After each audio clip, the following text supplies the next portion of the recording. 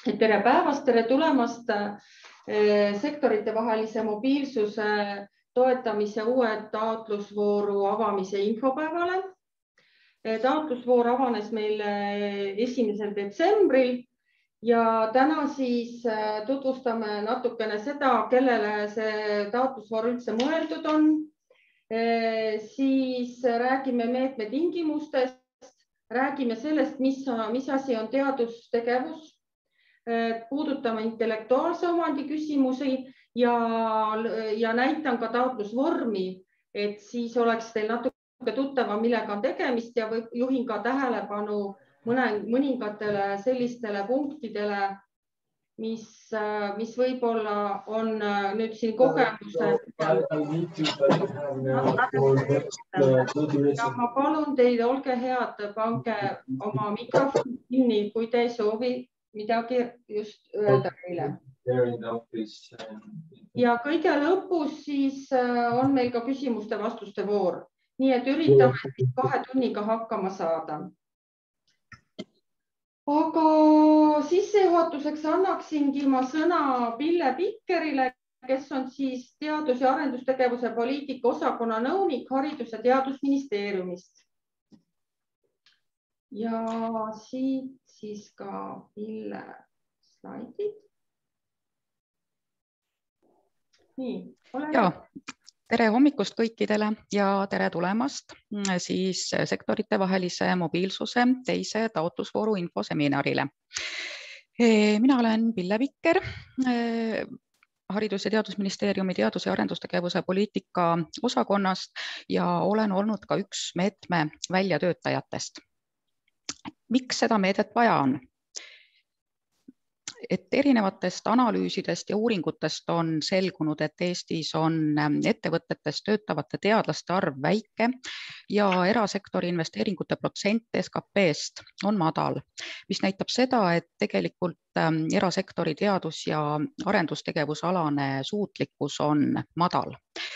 Ja selle hoogustamiseks oleks sinna vaja senisest rohkem vajalike oskuste ja kogemustega inimesi.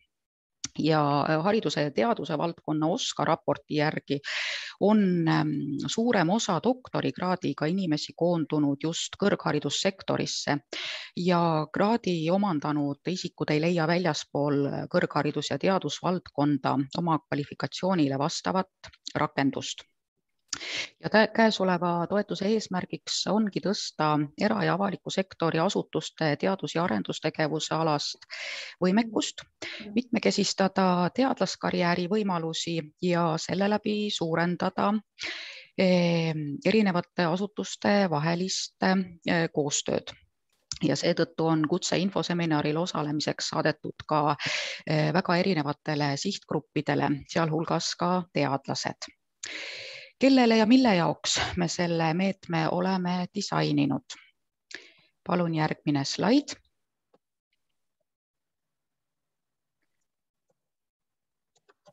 Toetust ootame taotlema era- ja avaliku sektori asutusi teadlase palkamiseks ja toetust antakse rakendusuuringute ja tootearendusprojektide kavandamiseks ning läbiviimiseks. Ja käesolevast taotlusvoorust on avaliku sektori asutustel võimalik saada toetust. Kokku on avalikule sektorile mõeldud toetuse osakaal 30% kogu toetusest ehk käesolevast taotlusvoorust siis umbes 400 000 eurot. Ja praegu on niisugused tingimused seatud, et teadlasel, keda siis asutus või ettevõte soovib tööle võtta, peab olema magistrikraad ja vähemalt 5-aastane teadus- ja arendustegevuse alane töökogemus. See tähendab seda, et teadlane ei pea olema töötanud akadeemilisel ametikohal ja omama doktorikraadi, nagu eelmises taotlusvoorus on see olnud.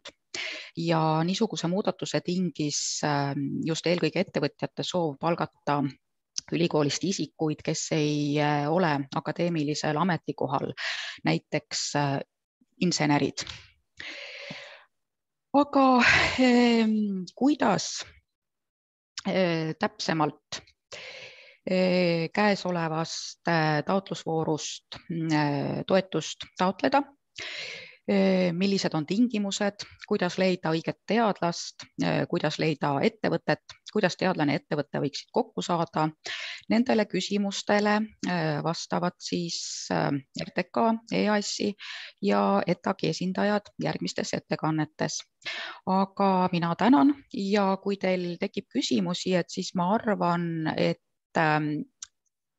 peale ettekannete ärakuulamist võiks olla küsimuste esitamise voor. Aitäh! Ja, suur tänu, Hille! Ja nüüd ma annaksin siis sõna ühele taotlejale, kes siis on juba sellest SECMO meetmest esimesest voorust taotluse esitanud. Ja see on siis Ivar Kruusenberg PowerUp Full Cell osaühingust. Et natukene võib-olla siis tuua näide, et kuidas siis see taotlemine nagu tundus ja miks üldse siis oleks mõistlik teadlane endale ettevõttesse tööle võtta. Nii, tere ka minu poolt. Kas ma jagan ise slaide või teie panete sealt? Ma panin praegu selle, aga kui me võime proovida, et kui sa saad ise slaidid panna, et siis oleks hea, sest ma sain ainult selle PDF-i praegu, kuna see slaidid ei tulnud läbi. Selge, aga siis ma võin jagada.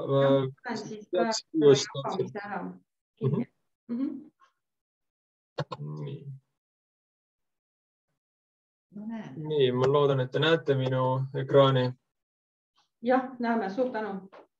Ja, et minu nimi on Ivar Kruusenberg, olen siis ettevõtte PowerUp Fuel Cells osaühing tegevjuht ja räägin teile pisut meie SECMO projektist ja sellest, kuidas meie nägemust mööda see kõik võiks toimida ja on toiminud. Kõigepealt meie ettevõttest, et me tegeleme siis vesinikkütuselemendil põhinevate elektrigeneraatorite tootmise ja arendamisega, samuti siis kütuselemendi tehnoloogia arendustööga ja plaanime hakata järgmisel aastal ka tootma kütuselemente ja kütuseelementide virnastusi ehk stack'e. Ja meil on väga siis teadusmahukas tegevus. Minul endal on enam kui 15 aastat tausta kütuselementide teadustöö alal. Samuti meil on ettevõttes täna juba 5 teaduskraadiga, doktorikraadiga siis inimest tööl ja me plaanime neid palgata siia veel ja kokku on meil kütuselementide alal praegu me lugesime kokku enam kui 60 aastat teadustöö kogemust ja see on puhtalt ainult siis kütuselementide teadustöö. Ja mis on meie nagu eelis ongi see, et see teadustaust ja see kogemus, mis need inimesed endaga on kaasa võtnud siia ettevõttes, see loob meile võimaluse turule olla ja tulla turule siis kõige innovaatilisema ja uuenduslikuma igas mõttes. Me räägime siin elektroonikast ka, kõigest muust toodetega. Ja meie meeskonnas on täna 30 inimest. Kui kõik läheb hästi, siis miinimumplaan järgmise aasta lõpuks on siis 43 töötajat ja kui kõik väga hästi läheb, siis meid on üle 70. Ja ma ütleks, et kõige suurem väärtus ongi tegelikult meie meeskonnas ja eks see niimoodi teadusmahukas ettevõttes ka olema peaks. Meie tehnoloogiajuht näiteks on inimene, kes on Jaapanis üles ehitanud Nissani kütuselementide arenduse ja tootmise omal ajal ja veel olnud seotud päris mitme ettevõttega. Ja millega me siis täpsemalt tegeleme ettevõttes arendustöö poole pealt on metallisete bipolaarsete plaatide väljaarendamine. Samuti tegeleme siis mittemetallisete bipolaarsete plaatidega, mis on siis üks komponent kütuselemendi suuremast süsteemist. Meie jaoks väga oluline on just see, et me saaksime võimalikult kerged materjalid, ehk siis meil on materjaliteaduse osas väga kõrged nõudmised ja sellest tulenevalt on meil ka tegelikult vajadus kõrgelt kvalifitseeritud töötajate järele, kellel peaks olema minimaalselt magistrikraad ja võimalusel siis doktorikraad. Ja kui me läheme sealt edasi, siis võiks olla ka tegelikult teadusasutuses kusagil pikemalt töötanud pärast doktorikraadi saamist, ehk ta peaks olema ka järeldoktorantuuri läbinud.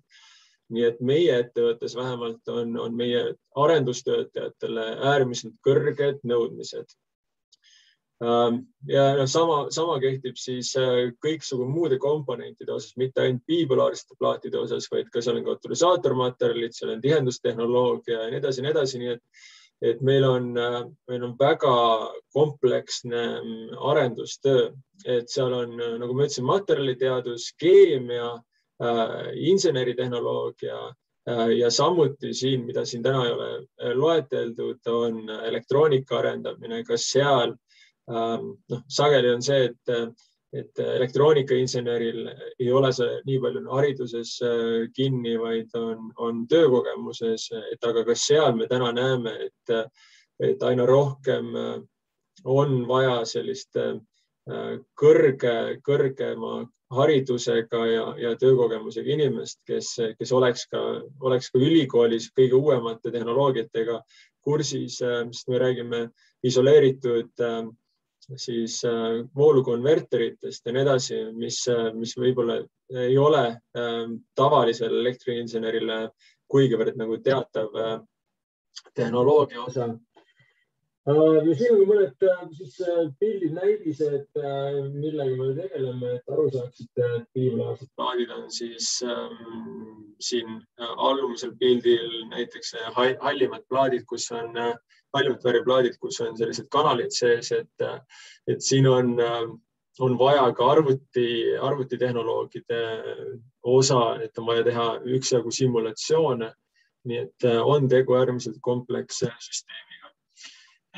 Ja meie palkasime oma siis SECMO projekti raames tööle doktor Kus Šada, kes on India päritolu, aga kes tuli Prantsusmaalt, kes on päris pikka aega töötanud väga kõrge tasemega siis teadustöörühmas Prantsusmaal. Ja meil siit regioonist ei olnud mitte kedagi võtta, kes oleks seda tööd, mida tema täna teeb, võimeline tegema. Ja otse loomulikult siis palgasoovid sellistel inimestel on äärmiselt kõrged ja SECMO on kindlasti üks suurepärane meede, mis aitab just võib-olla ka startup ettevõtetel, aga ka suurematel ettevõtetel seda päris suurt nagu palgakoormust, mis sellega kaasneb, kompenseerida. Nii et meile oli küll see suurepärane üllatus ja väga suurepärane ajastus, et selline meede täpselt eelmisel aastal või õigemini selle aasta alguses siis käima läks ja me saime sealt selle toetusmeetme selle inimese toomiseks. Ja me plaanime veel inimesi tuua selle samuse sarnase meetmega, nii et SECMO on kindlasti, ma ütlen, et taodelge kõik, kes te plaanite endale kõrgelt kvalifitseeritud töötajaid Eestisse tuua. Ja näpunäite taotlemiseks kindlasti, kuna me ise SECMO ei ole meie esimene projekt, mida me taotleme, eks see kehtib kõikide toetusmeetmete puhul, et kindlasti on vaja kõigepealt ära kaardistada, milline meede on kõige sobivam, kas te sinna üldse kvalifitseerute, suhelge aktiivselt rahastusorganisatsiooniga, sellepärast, et ei ole mõtet oma aega raisata ja täita taotlust, kui te tegelikult sinna ei kvalifitseeru. või ühel või teisel põhjusel te ei ole suuteline seda projekti ellu viima. Ja kui see on nagu selgeks tehtud, siis tuleb hakata seda projekti siis taotlust täitma ja seda ka tegelikult võiks sinna, meie soovitus on kaasata ka SECMO puhul näiteks seda sama teadlast, keda te plaanite palgata, sest tema peab seda hakkama ellu viima ja te kindlasti ei tohiks seda teha ilma teda informeerimata ja temaga koos kogu seda projekti üles ehitamata. Et see projekt oleks ikkagi lõpuks eluvõimeline ja edukas. Ja siis kindlasti see eelarve pool ka, et siin kaasneb ka omafinantseering. See on äärmiselt oluline üle vaadata, et kas te olete suuteline seda katma või kas te soovite seda katta. Ja muidugi taaskord kommunikatsioon siis rahastusorganisatsiooniga on kõige alus, et meie omalt poolt küll me täname väga koordinaatoreid, kes olid nõus meiega üksjagu telefoni otsas istuma ja asju selgitama, et see taotlus saaks ikkagi korrektne ja te ei peaks väga palju seda edasi-tagasi põrgatama. Ja muidugi tähtajad on kõige olulisemad, eks me olemegi mitte küll õnneks SECMO-ga, aga mõne muu taotlusega tähtaegadeks mitte õigeaegselt valmis saanud, et alustage selle taotluse kirjutamist võimalikult varakult, et õigeaegselt valmis saada. Nii et see on tegelikult minu poolt kõik. Et kui on küsimusi, mina olen alati nõus vastama, et võite mulle kirjutada või helistada ja jagan kindlasti meie väga positiivset kogemust SECMO projekti osas. Nii et minu poolt kõik, aitäh teile. Suur tänu väga positiivse tagasiside eest. Seda on väga meeldiv kuulda, et nii, et julgustus on olemas siis ja ma loodan, et siis julgustus, mis te nüüd hetkel saite, ei kao ka pärast seda, kui kõik esitlused on tehtud. Aga jätkame siis juba konkreetsemalt meetme tutvustamisega. Nii.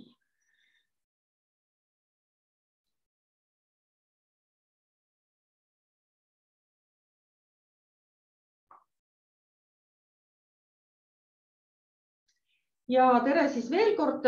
Minu nimi on Tea Tassa, olen siis Riigi Tugiteenuste Keskusest, toetuse rakendamise osakonnast ja hariduse teaduse talitusest ja olen teenuse koordinaator. Ning üks siis neid meetmeid, mis on minu koordineerida, ongi siis sektorite vahelise mobiilsuse toetamine. Ehk lühidalt on siis lühend on meil SECMO. Ja selle avanenud on meil siis teine taotlusvoor ja siin lingi pealt siis te leiate otse siis lingid määrusele ja samuti ka seletuskirjale. Ja antud siis uus määrus on kehtiv siis alates 1. detsembrist 2021. Ja nendele teadmiseks, kes siis olid esimese vooruga seotud, et siis nende puhul siis nendele kehtib veel see määrus redaktsiooniga 5. juuli 2021. Ja nii nagu siis Pille ütles ka oma ettekandes, et toetuse eesmärgiks on siis soodustada sektorite vahelist koostööd, tõsta Eesti era- ja avaliku sektori asutuste teadus- ja arendusalast võimekust, aga väga oluline on ka see aspekt, et mitmekesistada siis teadlaskarjääri, et ta siis töötaks erinevates sektorites. Ja meie eesmärk ongi siis see, et suurendada era- ja avaliku sektori asutuste ja teadlaste koostöös tehtud projektide arvu, et siis suurendada ettevõtete teadmusmahukust ja samuti siis era- ja avaliku sektori kogemustega teadlaste hulka Eestis. Ja kes siis saavad taotlema tulla? Taotlema saavad tulla kõik Eesti era- ja avaliku sektori asutused.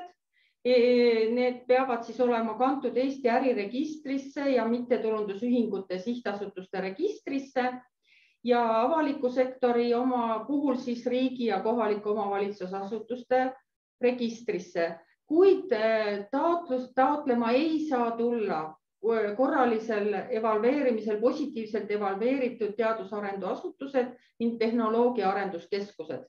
Et nemad kahjuks ei saa olla taotlejad, kuid nendest asutustest ootame me siis teadlasi. Ja äriregistri teabesüsteemis on siis ilusti kõik asutuste registrite andmed olemas, nii et sealt siis saab järge pidada. Ja millist tegevusi me siis toetame? Me toetame siis teadlase tööle võtmist Eesti era- ja avaliku sektori asutusse ja läbi saab viia rakendusuuringut ja tootearendusprojekti. Ja ühes projektis saab olla nii rakendusuuringu tegevused kui tootearendustegevused. Lihtsalt nendel tegevustel on erinevad toetusmäärad, millest me siis räägime juba edaspidi. Ja toetuse raames siis saab tööle võtta doktori või magistrikraadiga ja vähemalt 5-aastase teadus- ja arendustegevuse kogemusega isikuid. Ja siinkohal juhin tähelepanu, et see kraad peab olema juba omandatud. Et ei saa tööle võtta nagu selles mõttes üliõpilasi, vaid ikkagi neil kraad peab olema siis omandatud. Ja siin ongi nüüd see vast kõige suurem erinevus nendega, kes on kursis esimese taotlusvooruga, et lisandunud on siis magistrikraadiga teadlaste tööle võtmine, mis on erinevus siis esimesest voorust, kus sai tööle võtta ainult doktorikraadiga isikuid. Ja siin on siis täpsustatud ka, millistel ametikohtadel siis nad võivad töötada, et ka seda ametikohti on laiendatud antud taotlusvoorus. Millised siis need tingimused on? Taotlust saab taodelda siis kuni 2 täiskohaga teadlase palga ulatuses ja minimaalselt saab võtta tööle koormusega 0,5. Ehk siis see on ka nüüd teine erinevus esimesest voorust, et kui esimeses voorus oli siis 2 teadlast abikõlblikkuse perioodil, siis mis tähendas seda, et te saite projekti võtta 1 teadlase ainult, siis antud juhul saate te siis ühte projekti võtta 2 teadlast, nii minimaalselt, aga maksimaalselt siis saaks poole koormusega tööle võtta 4 teadlast. Ja projekti abikõlblikkuse periood peab jääma vahemikku 12. oktoober 2020 kuni 30. juuni 2023, kuid projekti alguskuupäev ei tohi olla varasem taotluse esitamise kuupäevast. Nii et antud juhul siis ikkagi ei saa need projektid alustada enne 1. detsembrit. No kui te juba nüüd 1. detsembril esitasite selle taotluse muidugi. Ja projekti abikõlblikkuse periood on siis minimaalselt 3 kuud ning maksimaalselt 2 aastat.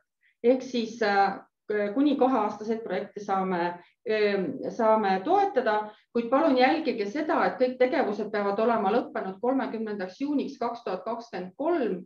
Nii et siin peab siis nüüd hakkama juba arvutama, et kas tuleb välja see 2-aastane projekt.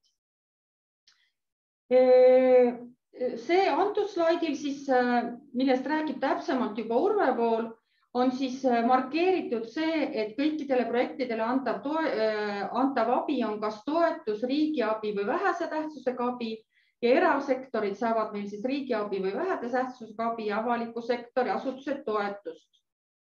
Ja abi andmisel lähtutakse siis sellest, kas tegemist on rakendusuuringu või tootearendusega ja samuti vaatame seda, kas taotleja on väike, keskmise suurusega või suurettevõte. Ja meie kodulehel on olemas ka juhend, kuidas siis ettevõtte suurust määrata. Ja neid piirmäärasid kohaldatakse nii era- kui avaliku sektori taotlejate puhul.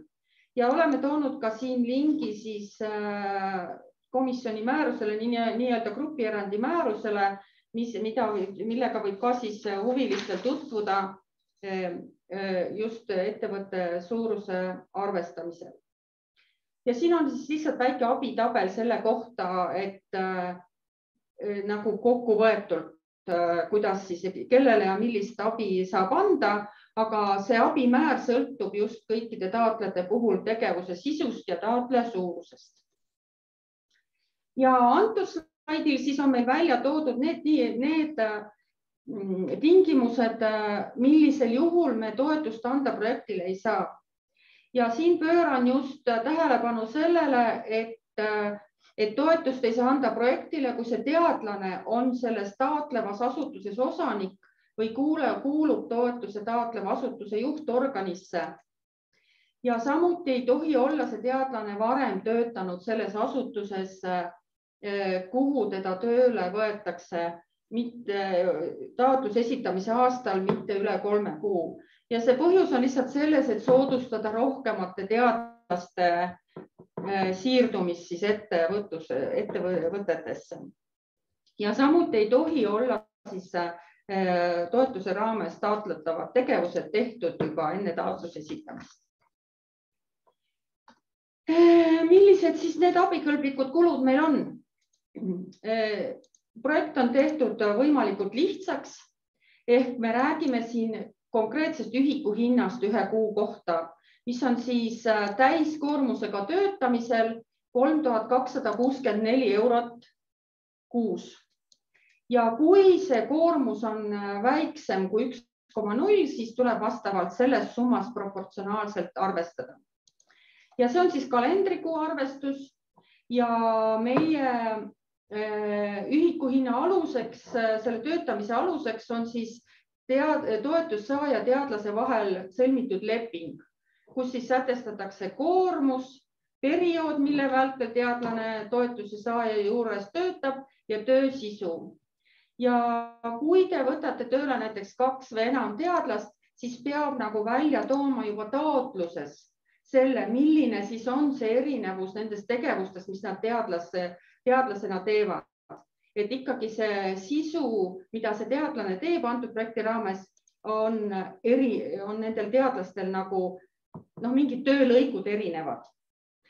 Ja samuti katame me siis 40% sellest teadlase tööjõukulust lisaks muudeks kuludeks, mis on projekti raames võimalik teha, millest on kohe järgmine slaid, aga siis, kui te nüüd soovite arvutada, et mis teil siis see kuu eelarve on, siis see on 4569,80, ütleme siis selline summa ja sellest siis arvutatakse toetus ja omafinantseering.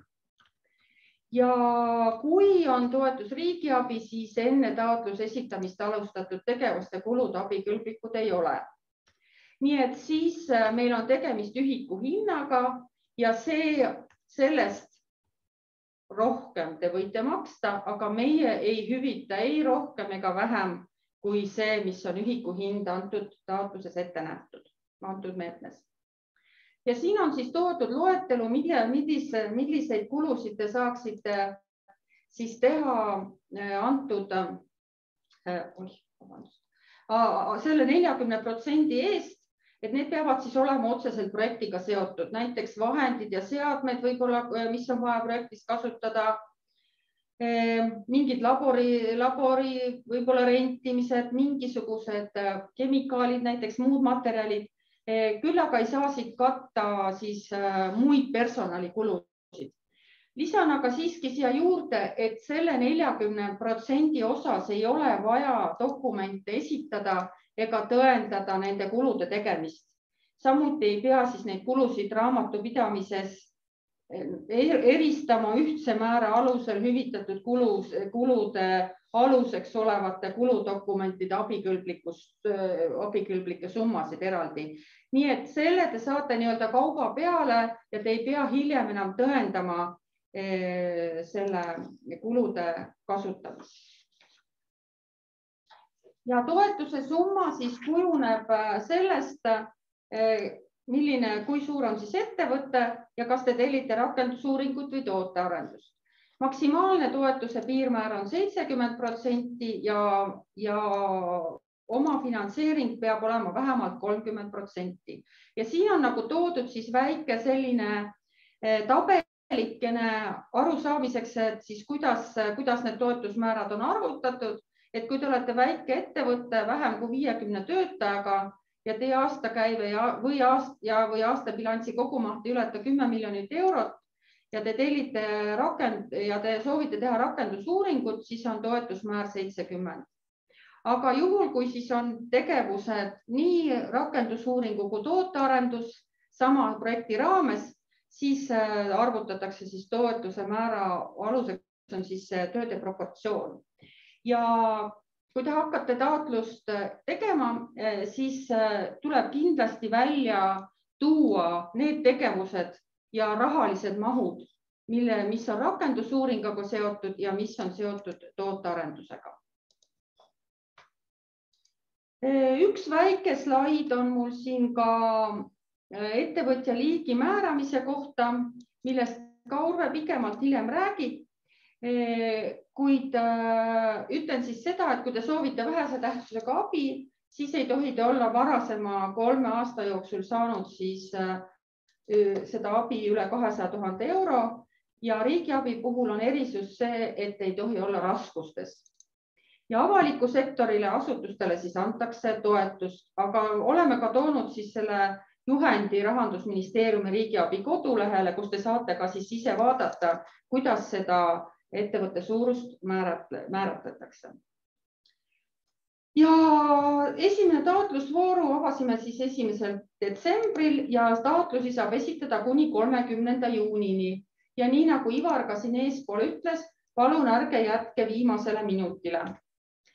Toetlus saab taotleda taotlusvooru piires jooksvalt ja taotlusvooru maht on siis veidi üle 1,2 miljoni, millest avalikule sektorile eraldatakse siis 412 000 eurot, juhul kui neid avaliku sektori taotlusi on. Ja taotlusvooru me lõpetame siis kas eelarve ammendumisel või siis, kui see taotlemise lõpptähtaeg saabub. Ja taotlused esitatakse e-toetuste keskkonnas ja seda keskkonda ma siis tutvustan juba nüüd seminari lõpupoole. Ja taotlusi siis, kui nüüd see rahaline jääk hakkab meil juba siin lõpupoole jõudma, siis taotlusi võetakse siis ette esitamise järjekorras. Ja kogu info siis taotlemise kohta on meil olemas RDK kodulehekülje peal. Ja üks väike slaid on ka taotluste hindamise kohta.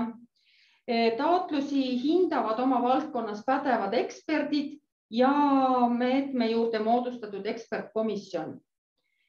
Iga taotleja, iga projekt võistleb iseendaga, et meil ei ole selles mõttes taotluste vahelist konkurentsi, taotlejate vahelist konkurentsi ja oluline on see, et peab ületama lävendid.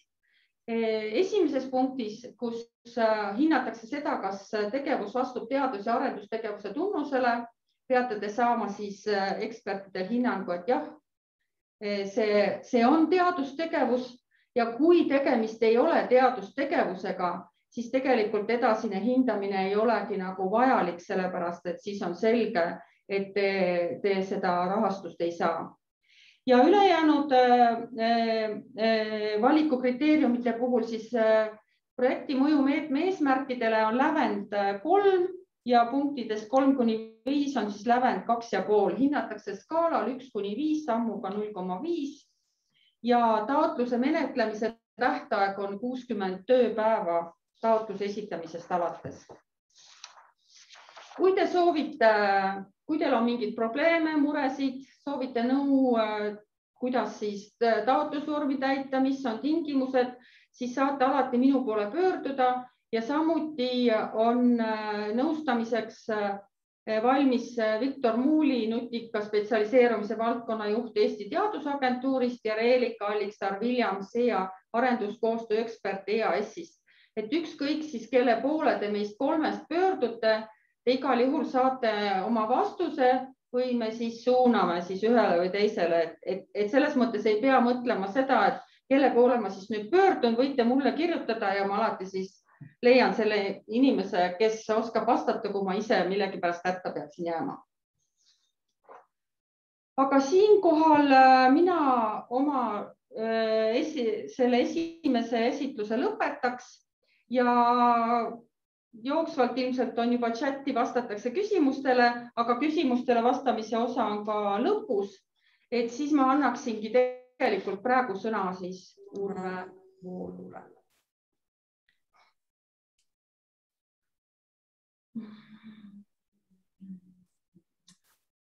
Paar küsimust võtab ja aga võtame ta üldse ära, tõmba tagant ära. Paar küsimust on chatis ka ja ma arvan, et Viktor Muuli räägib humanitaarteaduste uuringutest ja kas valida siis VTA või riigiabi, siis ma räägin sellest siis ka natukene, need 2 küsimust, mis chatis olid.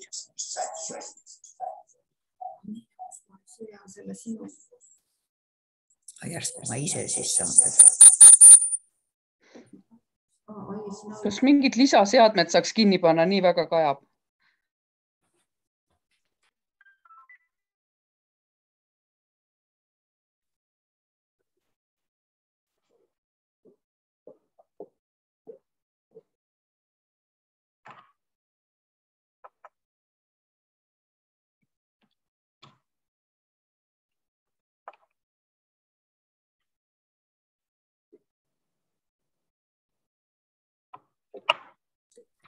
Nii, nüüd on ettekanne, mis peaks olema näha. Pane sina kinni ka see mikrofon. Minu meelest on niimoodi, et Kaivo Ilvesel on ka mikrofon sees, et äkki igaks juhuks lülitaks välja.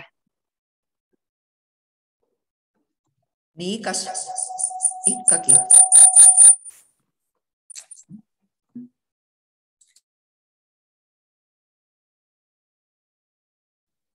Tavaliselt annab Kaja, kui samas ruumis on veel mingi, kas siis teine laptop, telefon, midagi veel lahti selle sama üritusega.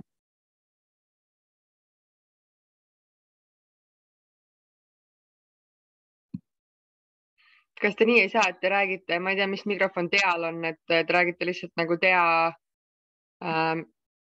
mikrofonist? Mul oli enne mjuti peal. Me teha väga. Asi ei ole mikrofonis, asi on selles, et kõlarid on kellegi veel sees, kellegi teisel. Et rääkija mikrofon kuuleb kellegi teist kõlarit.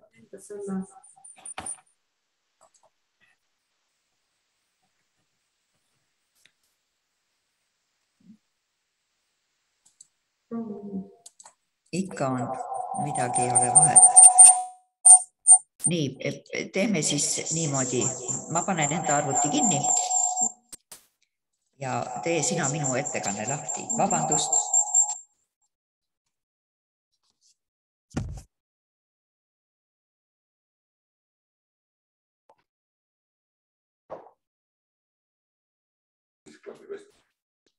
Kui ma tohin nõu anda, siis samas ruumis olevatel arvutite puhul peab ka ühel kõlar kinni olema.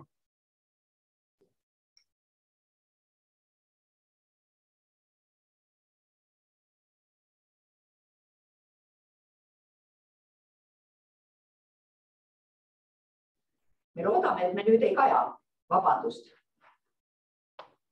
Nüüd on hästi.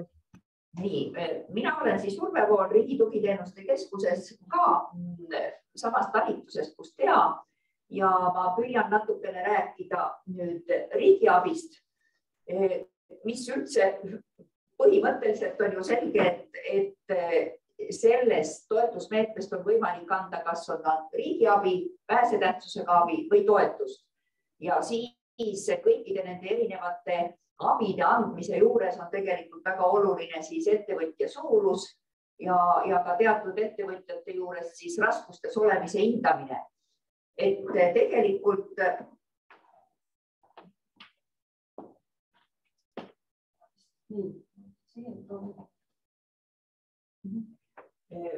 oluline on siis kõigepealt siis võib-olla, et otsustada, kas siis antakse või võetakse teie soovil ka riigiabi või vähese tähtsusega abi või toetust.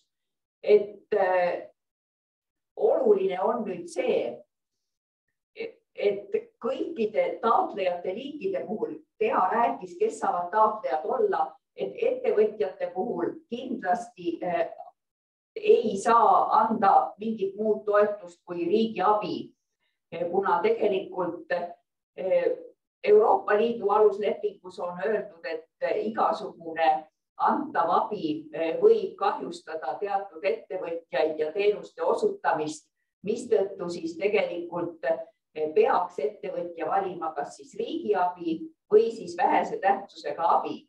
Ja kindlasti see ettevõtja mõiste sõltub siis sellest, kas pakutakse kaupu või teenuseid turul või mitte. Et sellest tulenevalt on ka tehtud või mina isiklikult olen teinud ka järelduse, et ettevõtjale saab anda kas siis riigiabi või vähese tähtsusega abi. Ja kui nüüd on tegemist riigi ettevõttega, siis on ka võimalus toetust anda, aga siis tuleb alati kaaluda, kas tegelikult kas tal on majandustegevus selles valdkonnas, kus toetust antakse või mitte majandustegevus.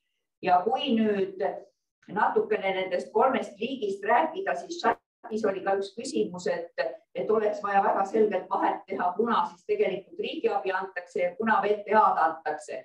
Et tegelikult siin etteruttavalt ütlen ainult seda, et tegelikult jääb see toetuse saaja valikuks, mõlemad on võimalikud, nad ei too kaasa mingisuguseid tingimusi, mõlemad abid, nii riigiabi kui ka VTA kantakse vähese tähtsusega abi ja riigiabi registrisse ja registrisse kandmine ei too kaasa mitte mingeid kohustusi ka projekti elluviimise ajal ega peale projekti lõppu.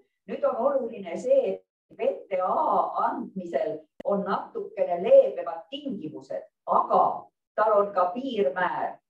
VTA-d ei saa anda 3 eelneva järjestikuse aasta jooksul üle 200 000 euro, seda ka tõi välja, et aga riigiabil neid piirmäärasid ei ole ja VTA-l ei ole ka veel, ei kontrollita, kas ettevõtja on raskustes või mitte, sellest raskustes olemisest ma räägin siis natukene hiljem, et tegelikult ongi need 2 niisugust kõige olulisemad tingimust, mille põhjal siis tegelikult toetuse taotleja võiks siis otsustada, kas ta võtab riigiabi või VTA-d. Et seda võib veel hiljem täpsustada, aga kui ma nüüd räägin ka raskustes olemisest, siis ma juhin ka sellele tähelepanu. Et tegelikult kui siis ettevõtja ei tegele iseseisva majandustegevusega, siis me anname toetust. Siis nüüd ettevõtja liigi suuruse määramine. Nüüd olgu siis ükskõik kellele me taotlejatest siis abi anname ja abi on siis 3 liiki, riigiabi, VTA ja toetus. Siia tõin veel välja need 3 liiki ettevõtjaid, kes saavad taotleda, aga see ettevõtja liik või suurus tuleb määrata kõikide puhul, ka nende puhul, kes saavad toetust, kes on avaliku sektori asutused. Ja ettevõtja liigid on siis väikeettevõtja, keskmise suurusega ettevõtja ja suurettevõtja. Ja ettevõtja liike siis tehakse kindlaks nüüd siis töötajate arvu, aasta käibe või aasta bilansi kogumahu põhjal. Nii et need sektorite vahelise mobiilsuse toetamise määrus viitab ka Euroopa Komisjoni määrusele, kus tegelikult on kõik alustingimused toodud, kuidas ettevõtja liiki määratakse. Et seda ei ole väga täpselt kirjas nüüd Segmo määruses, vaid tegelikult see tuleb võtta kõik see tarkus endale siis komisjoni määrusest. Ja kui me nüüd võtame aluseks andmeid, kõigepealt on meil vaja töötajate arv selgeks teha. Ja tegelikult on üldiselt väga lihtne seda teha, kui te olete juba eelnevalt tegutsenud ettevõtja, siis kõik rahalised summad, nii hulgas töötajate, sealhulgas töötajate arv, seda tuleb kontrollida, kas kõik töötajate liigid on majandusaasta aruandes töötajate arvu lisas toodud või mitte, aga igal juhul nii töötajate arv kui ka muud rahalised summad, mis ma enne ütlesin, aastakäive või aastabilansi koguma, need võetakse viimase heaks kiidetud aasta aruandest. Ja äsja asutatud ettevõtjate puhul, mille raamatupidamisaruandeid veel ei ole, siis tegelikult tuleb esitada majandusaasta käigus siis heas usus koostatud hinnangulised näitajad, mis siis on aluseks. Nüüd siis tuleks esitada põhimõtteliselt majandusaasta aruande nii käibe kui ka bilansi näitajad ja ka töötajate arvu näitajad. Et see on nüüd nagu oluline. Töötajate arv siis sisaldab veel, ma käin selle ruttu üle, et tegelikult ei pruugi majandusaasta aruande lisas siis olla kõik need grupid näidatud, aga arvestatakse siis töötajaid, ettevõtte heaks töötavaid isikuid, kes alluvad ettevõtjale ja omanikud, tegevjuhid, mida me oleme nüüd erinevate taotluste hindamisel näinud, et tegelikult omanike tegevjuhte raamatupidamis või majandusaasta aruande lisa ei sisalda tihti, et tegelikult siis, kui te nüüd neid ettevõtted tegelikult siis ise otsustate ka oma andmete põhjal, kas te olete väikeettevõtte, keskmise suurusega ettevõtte või suurettevõtte, siis kui majandusaasta aruandes näiteks töötajate arv ütleb, et olete väikeettevõtte, aga kui te omanikud ja tegevjuhid juurde liidate, siis tegelikult tuleb välja, et olete keskmise suurusega ettevõtte, siis tuleks ikkagi märkida keskmise suurusega ettevõtte. Ja töötajate arv siis väljendatakse aastase tööühiku kaudu, et kes on siis vähem kui aasta töötanud ja kes on väiksemate koormustega töötanud, siis tuleb tegelikult teha arvestus ikkagi täiskohale ja täisaastale. Et see on ka veel hea teada.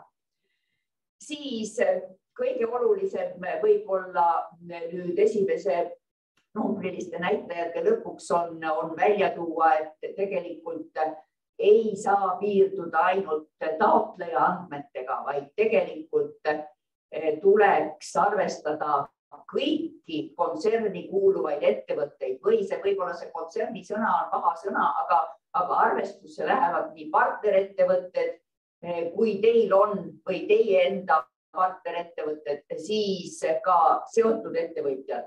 Ja tegelikult, kui nüüd on teil kontsern ja siis on kontserni majandusaasta aruanne, siis te saate sealt need numbrid võtta. Aga kui on lisaks kontserni majandusaasta aruandele veel seotud ettevõtteid, näiteks füüsiliste isikute kaudu, siis tuleks need kõik arvesse võtta.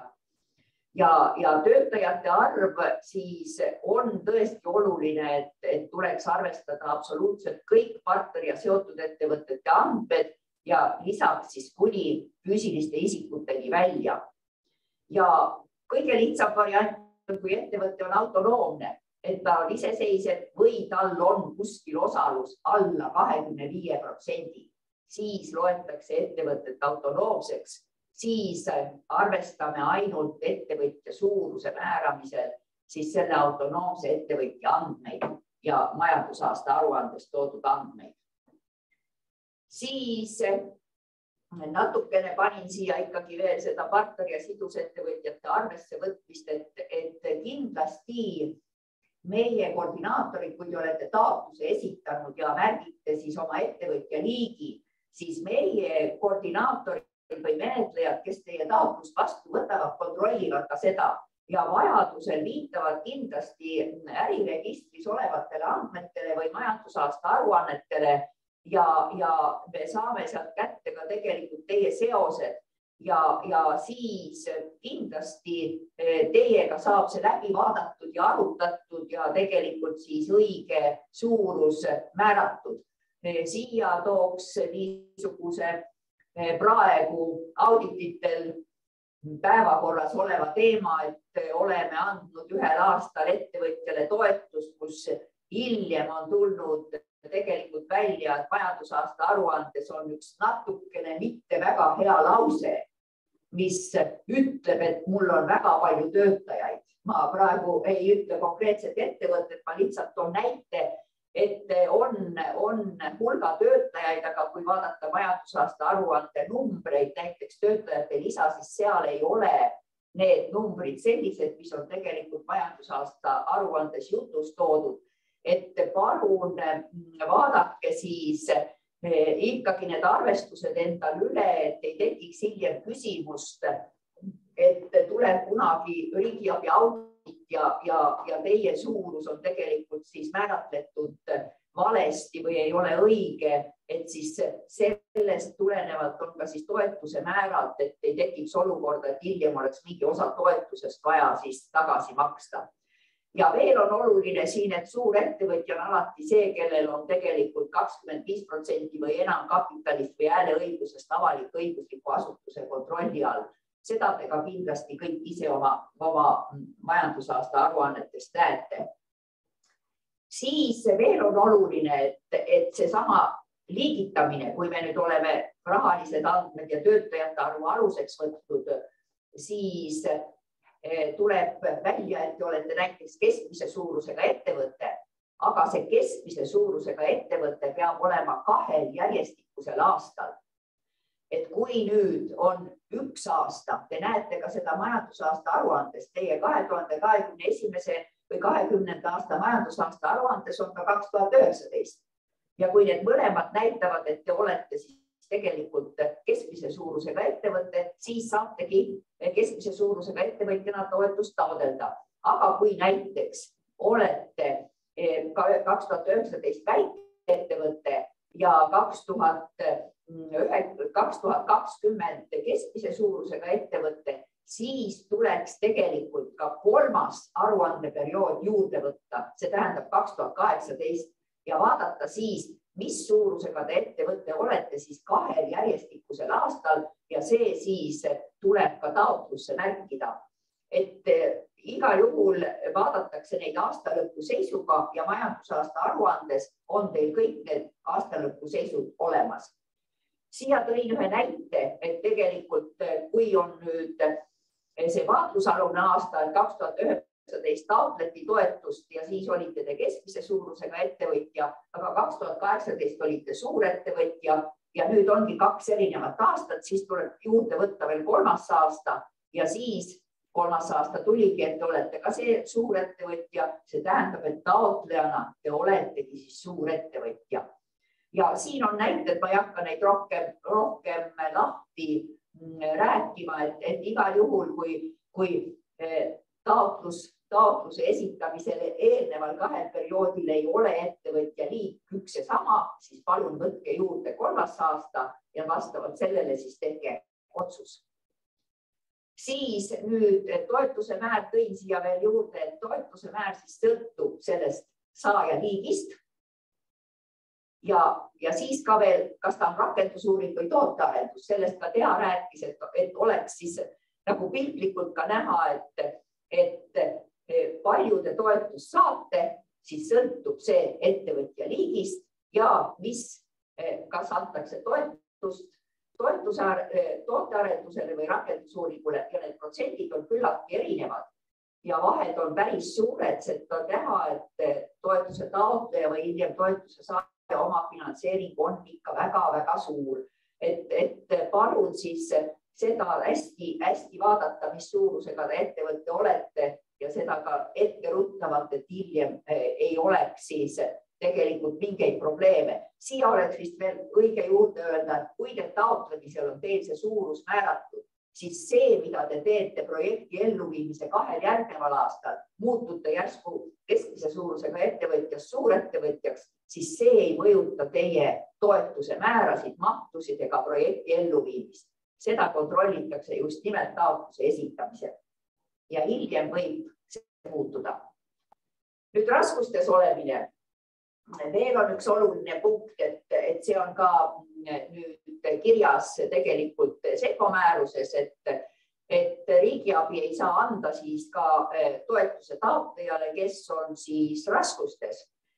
Raskuste kohta on rohkem kirjas küll grupierandi määruses, mis ka on otse kohaldub tegelikult sektorite vahelise mobiilsuse rakendamisel ja võib-olla õnneks on siin praegu siis ka toodud välja ka SECO määruses, et erand on seoses COVID-iga on selline, et ettevõtja ei tohiks olla enne 31. detsembrit 2019 raskustes, aga peale seda tegelikult 2020 COVID-i aastal ja 2021 ta võib olla raskustes. See tähendab, et oluline on siis seda nüüd vaadata ja toetust raskustes olemist ei hinnata, kui taotleja antakse toetust, hinnatakse ainult, kui antakse siis riigi abi. Enne, nagu ma ütlesin ka, vähese tähtsusega abi võivad saada ka siis tegelikult kõik ettevõtjad. Oluline on nüüd see, et see suurus oleks õigesti määratud. Rohkem vähese tähtsusega abi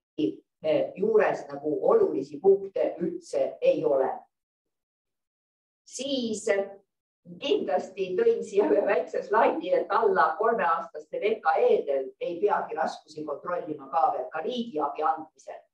Ja põhimõtteliselt, kui nüüd olete te üle 3-aastane ettevõtte kontsernis, siis tuleb vaadata tervet kontserni. See raskustes hindamine ongi nagu keeruline ja selles mõttes, et te peate siis kogu kontserni või kõik, kes on teie partnerettevõtted ja seotud ettevõtted, nende andmed siis vastavalt sellele osalusprotsendile siis tegelikult kokku liitma. Aga ma veel kord ütlen, et põhilised näitajad on siin ära toodud mul, et kui te saate need ise ära vaadatud, siis meie koordinaatorid kontrollivad teil üle, kui te olite enne 2019 raskustes. See on nagu oluline, aga kui te jäite raskustesse 2020 kuni 2021, siis tegelikult võite toetust saada. Et meie kontrollime siis põhimõtteliselt suurettevõtja puhul, et ta ei ole raskustes enne 2019. aasta lõppu ja et tal ei ole algatatud siis pankrotimenetlust ega vasta siis pankrotimenetluse algatamise tingimustele ja viimase 2 majandusaasta jooksul tal siis ettevõtja arvestuslik finantsvõimendus on olnud väiksem kui 7,5 ja ettevõtja EBITDA suhe intressimaksete kattevarasse on olnud siis üle 1.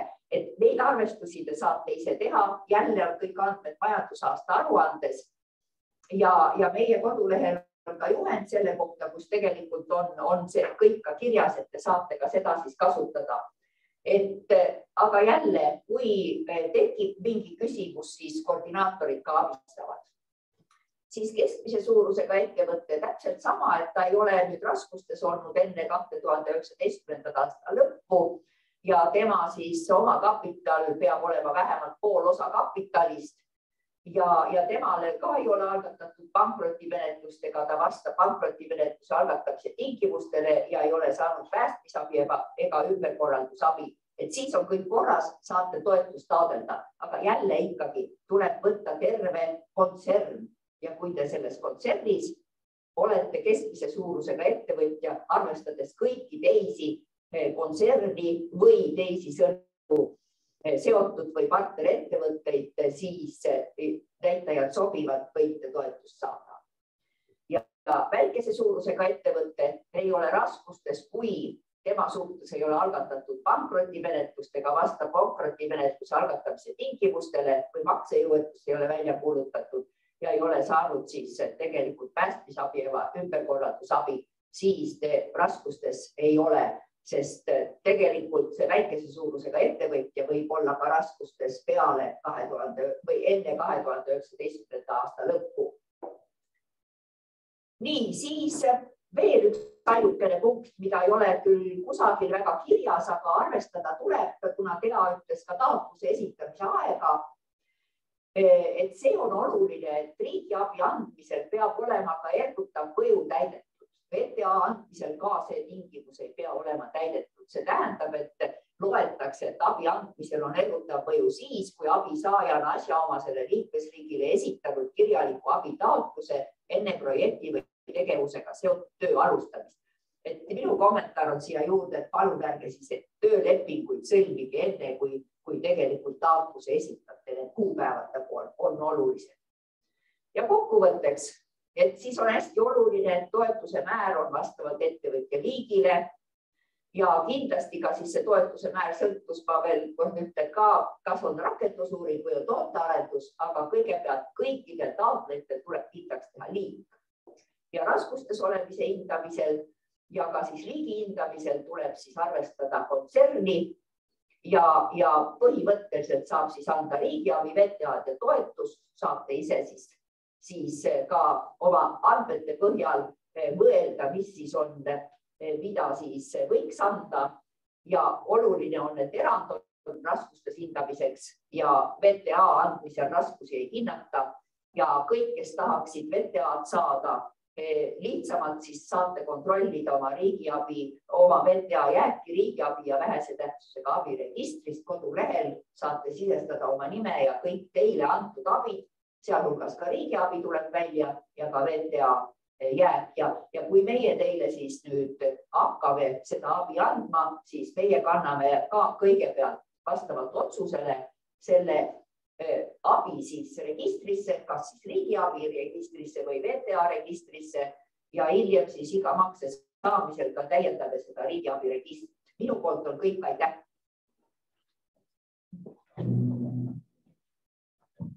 Tänu, Urve, ja vabandame nüüd natuke, oleme siin ajast üle läinud, aga kuna meil on veel aega, siis ma usun, et siiski jõuame kõik ka küsimustele ära vastata. Et slaidid, nii nagu ma ütlesin, saate ka oma kodulehele, nii et siis saate sealt veel natuke põhjalikumalt uurida. Just see Urve teema on väikse keerukusega. Aga kas Viktor on olemas, et saame Viktoriga alustada või alustame Reelikaga? Mina olen olemas. Olgu, teeme siis. Kas sa jagad ise või mina näitan slaide?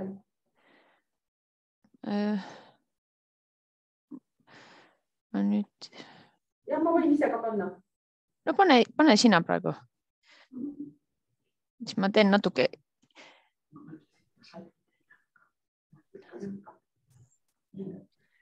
Nii. Tere siis kõigile. Mina olen Reelika Elixir-Williams ja töötan EAS-is arenduskoostöö eksperdina. Ja meil on siis tehnoloogiasiirde meeskond, kus siis on intellektuaalomandi spetsialistid Siim Kinnas ja Maarjus Kuningas ning siis ma annangi ennekõike ülevaadet siis meie siis tegevusest selles vallas. Ja ma räägin natukene juurde enne. Siis, et siin nüüd on slaidid läinud natukese vahetusse, aga pole hullu.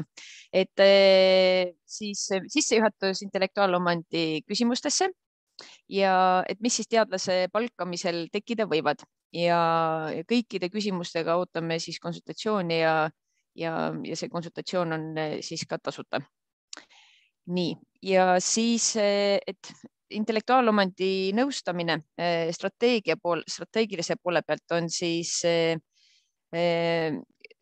strateegilise intellektuaalomandi kaitsmine ja selle käsitlemine.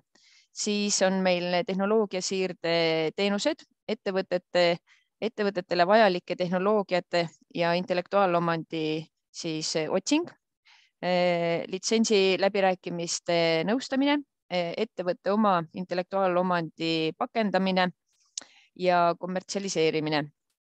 Ning meil on ka nüüd avatud tehnoloogia seire, Technology Intelligence teenused, kus siis kolleeg Helena aitab siis tehnoloogia valdkondade ja ettevõtete arendusportfellide seire ja analüüsi siis patendi ja teadusandmebaaside põhjal, määramaks siis nende olulisemaid suundumusi, tuvastada uusi turge, konkurente ning saada aimu siis sellest, selle valdkonna ka tulevikust.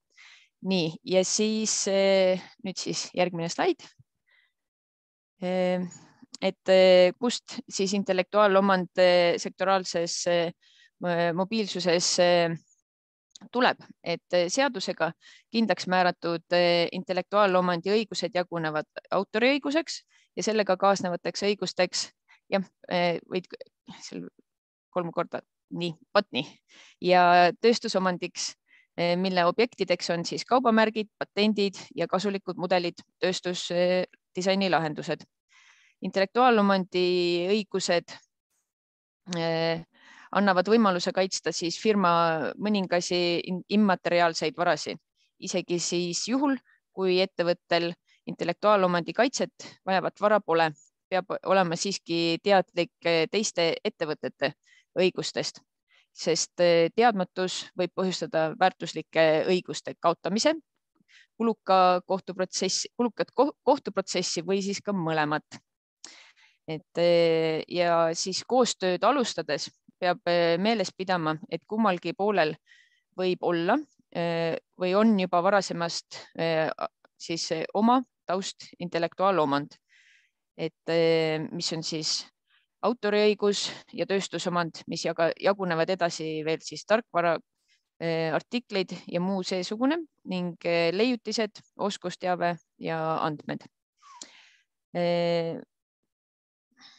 Nii, siis, et palgates teadlast töövõtulepinguga, siis selle läbi saab ettevõtte teadlase kompetentsid, teadmised, oskused, kogemused, mis aga siis ei ole intellektuaalomand, et see, mis on teadlase peas, aga kui ta kasutab juba paketeeritud, litsenseeritud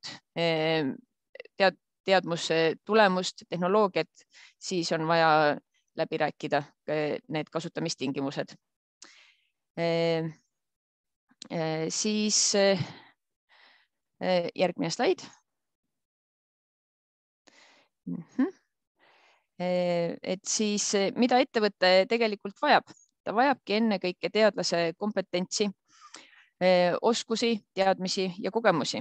Ettevõte palkab tippspetsialisti tegelema ettevõtte küsimusega ja rakendama siis tema kompetentse. Ja siis nagu öeldud, siis kompetentsid ei ole intellektuaalomand.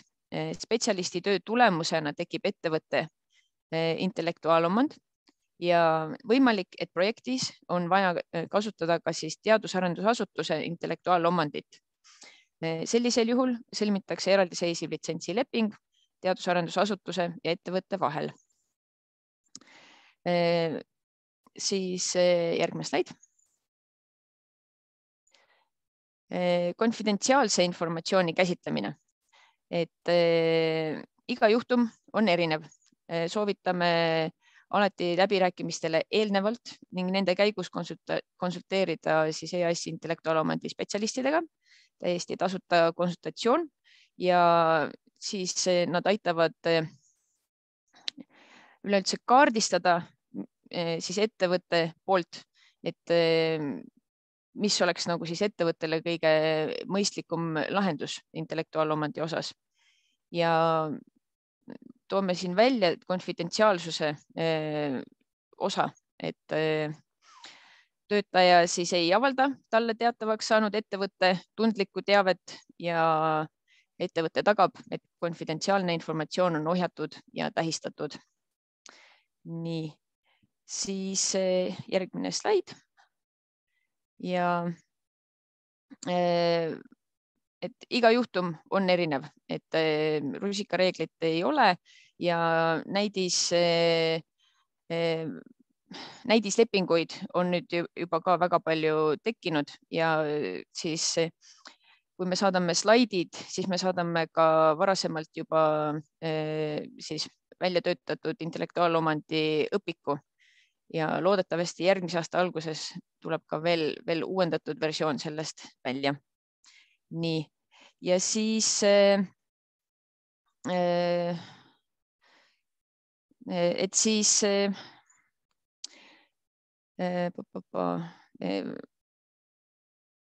et kui see asutuse, kui töö jaoks on siis vaja kasutada seda intellektuaalomandit, mis siis tuleb siis näiteks ülikooli poolt, kust teadlane tööle tuleb ja ta on seal sellega siis tegelenud, et siis on kindlasti oluline see ettevõtte ja ülikooli, kes on siis tehnoloogia või teadmuse siis omanik patendi läbi, siis nende vaheline koostöö, siis lepe on vaja ka kindlasti nagu siis sõlmida ja et oleks selge, mis tingimustel siis seda teadmist edasi rakendatakse.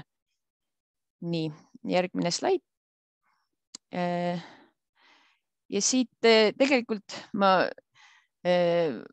lõpetakski, et ajaliselt hoiame siis natukene aega kokku, et siit tulevad näited ja mis on sellised illustreerivad pildid ja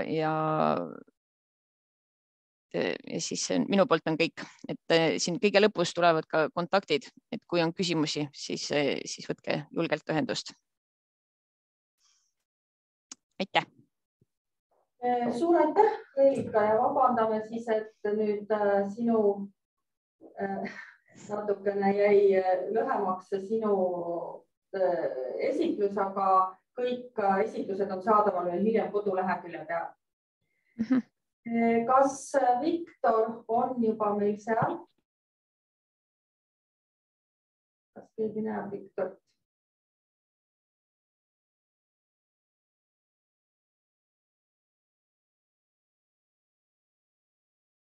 Aga siis ta kindlasti jõuab, et ma läheks siis edasi sellega, et ma näitaksin teile taotlusvormi ja seda, kuidas siis üldjuhul juhin ka tähelepanu siis mõningatele punktidele selle taotlusvormi juures.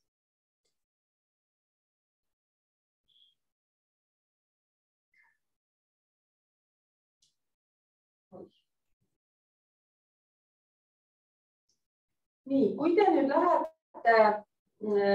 lähete sisse sinna e-toetuste keskkonda ja registreerite, teil selline pilt esialgu ei tule ja te soovite taotlust hakata esitama, siis te vajutate, teil on ilmselt siin tühi leht ja vajutate siia alusta uut taotlust. Ja nüüd valite taotlusvooruks sektor, hakkate siit trükkima sektorite vahelise mobiilsuse toetamine ja valite selle ja kirjutate siis siia projekti nime, mida ma praegu hetkel tegema ei hakka ja salvestate, siis tuleb teil töölauale selline link nagu taotlused ja siit te leiategi siis oma nimelise taotluse. Minul on siis selleks esialgu siis selline nimi nagu testprojekt. Ja kui te vajutate avaandmed muutmiseks, siis te saategi hakata selle taotlusega tegelema. Ja kui te hakkate trükkima sisse oma taotluse taotleja nime, siis siin registrikood, juriidiline vorm, telefon, kõik need asjad tulevad juba siia automaatselt, et vajadusel te saate siis neid muuta, ise peate siis siia lisama pangakonto. Ja juhin nüüd tähelepanu ühele väga olulisele asjale. Iga rea taga on selline küsimärk ja kui te kõhklete ja kahtlete, et mis ma sinna kirjutama pean, siis vajutage selle küsimärgi peale ja siis seal on ta kirjutatud, mis siis sinna selle küsimärgi all kirjutama peab. Samuti on olemas meil koduleheküljel selline fail nagu taotlusvormi väljad, kus on toodud kõik taotlusvormi väljad koos selgitusega, mis kuhugi taotlusvormi kuhugi väljale kirjutama peab. Ja muidugi juhul, kui te tõesti ei leia või ei tea, mis kirjutama peab, siis alati saate küsida. Ja kuigi see tegevus ei ole ju seotud käibemaksuga, sest me võtame teadlase tööle, siis see vorm on standardvorm ja mingisuguse teatud osa välju veel kahjuks ei ole võimalik peita. Nii et siin siis selle projekti kulude käibemaksu panite siis selle nii, nagu ta teil parasjagu on siit rihtmenüüs ja samuti küsimus on selle riigihanke kohta, et mida teile ju ka tegelikult ei ole vaja rakendada, aga kuna selles vormis see paraku nii on, siis te lihtsalt valite selle, mis teile siis kohaldub. Ja mõningad väljad siis täituvad automaatselt, näiteks see enda põhitegevusala. Ja kontaktisikute puhul igal juhul peab olema üks kontaktisik, kes soovib saada teavitusi projektile. Kontaktisiku lisamiseks on siis olemas link, kus tuleb siis selline tabel täita ja kindlasti te peate punasega tärnikesega on siis kohustuslikud väljad ja kindlasti te peate panema vähemalt ühe isiku puhul siia kastikesse linnukese, et isik soovib saada teavitusi, sellepärast, et kogu kirjavahetus käib siin samas oleva postkasti kaudu.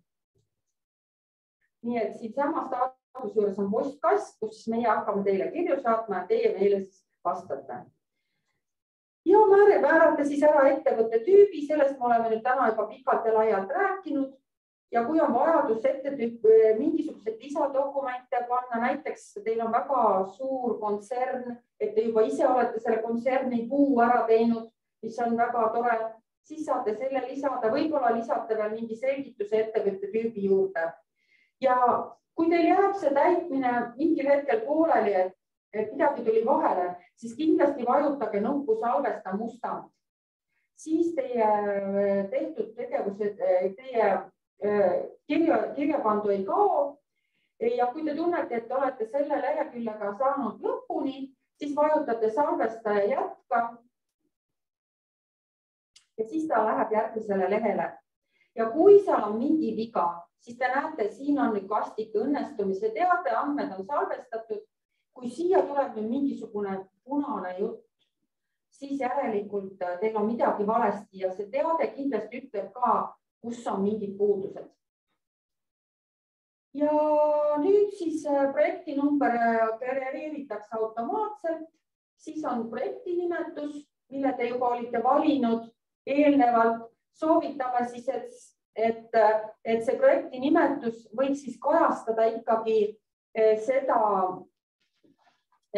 mis siis on teie projekti sisu.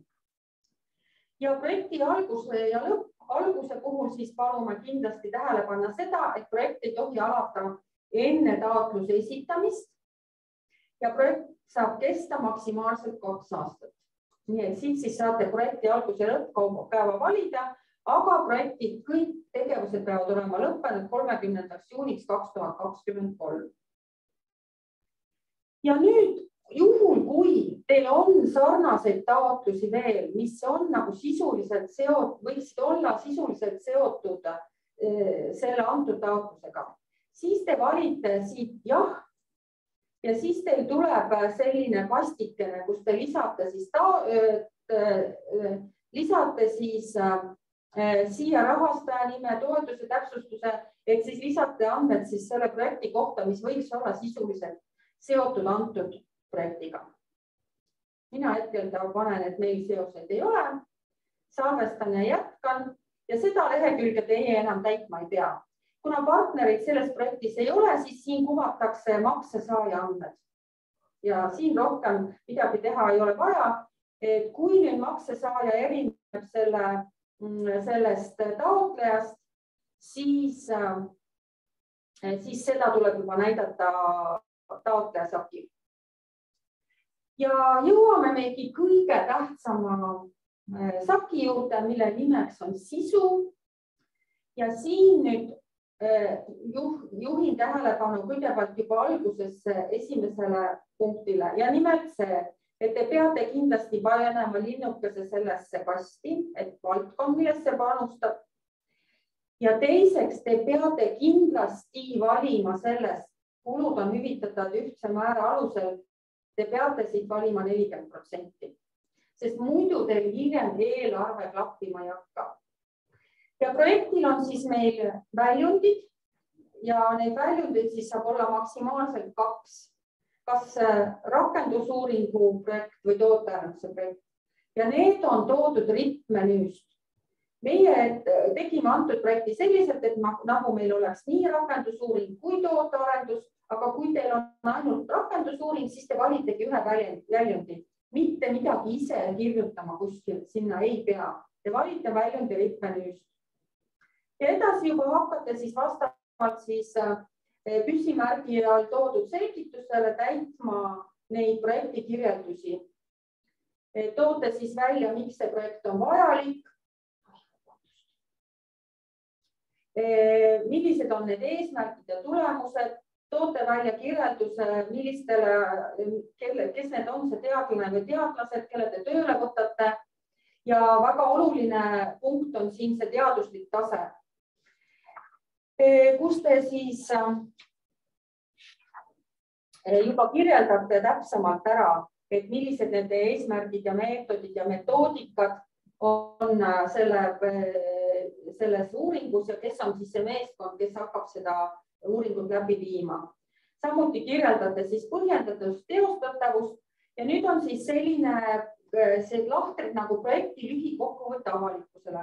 Kuna tegemist on Euroopa Regionaalarengu fondist toetatud meetmega, siis loomulikult soovivad Euroopa maksumaksjad saada teada, mille jaoks nad siis raha annavad. Ja see on see koht, kus te saate lühidalt kirjeldada oma projekti sisu, ilma et te avalikustaksite mingeid ärisaladusi. Ja siit need laused on need, mida meie siis võtame ja paneme kodulehekülje peale. Nii et meie kodulehekülje peal avaldame toetuse saaja, toetuse summa ja selle lühikokkuvõtte avalikkusele, mida teie siin projektis ise olete selles vastavas lahtris kirjeldanud. Ja samasugune lühikokkuvõte siis tuleb ka inglise keelde lisada, et see on ka ainukene koht, kus tuleb ingliskeelne kirjeldus projektile lisada. Te räägite siis samuti, millised on mõjumeetme eesmärkide saavutamisele, milline on jätkusuutlikkus. Kui projektil ei ole eeltingimusi, siis kirjutage, et eeltingimusi ei ole. Ja kasusaajate osa siis siin on ka valik. Saate valida, siis, kes siis teie projektist kasu saavad. Ja samuti on rittmenüüs, siis valite selle koha, kus siis projekti kasusaajad asuvad. Ja kasusaajate täpsustust, kui on midagi täpsustada, siis saate täpsustada. Nii, siis me salvestame, jätkame ja järgmine punkt on siis näitajad. Ja siin on siis näitaja, mille teie valite rittmenüüst, on siis sama teadlaste arv. Ja kuna teadlaste tööle ei ole võtnud, siis on algväärtuseks 0 ja sihtväärtus on vastavalt sellele, mitu teadlaste olete tööle võtnud. Siin antud juhul ei loe see, kas ta töötab poole kohaga või täiskohaga, et ikkagi loeme nii-öelda päid.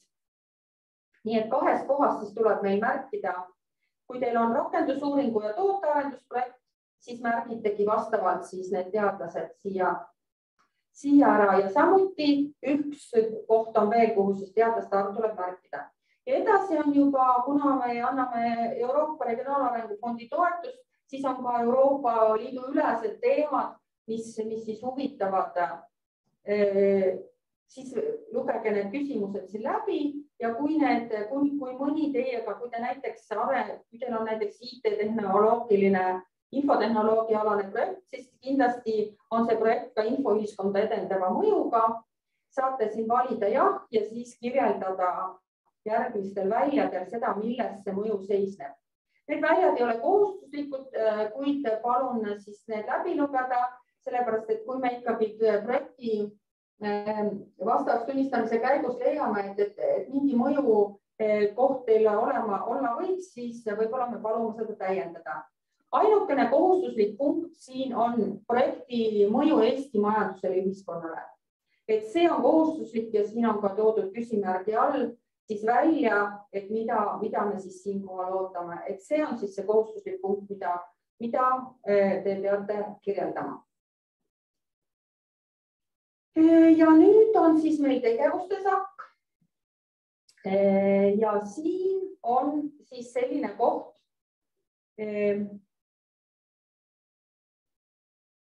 kus te valite samuti selle tegevuse rittmenüüst. Ja kirjeldate, siin on selline noolekene, kui te vajutate siia, siis tuleb siia tegevuse täpsustus.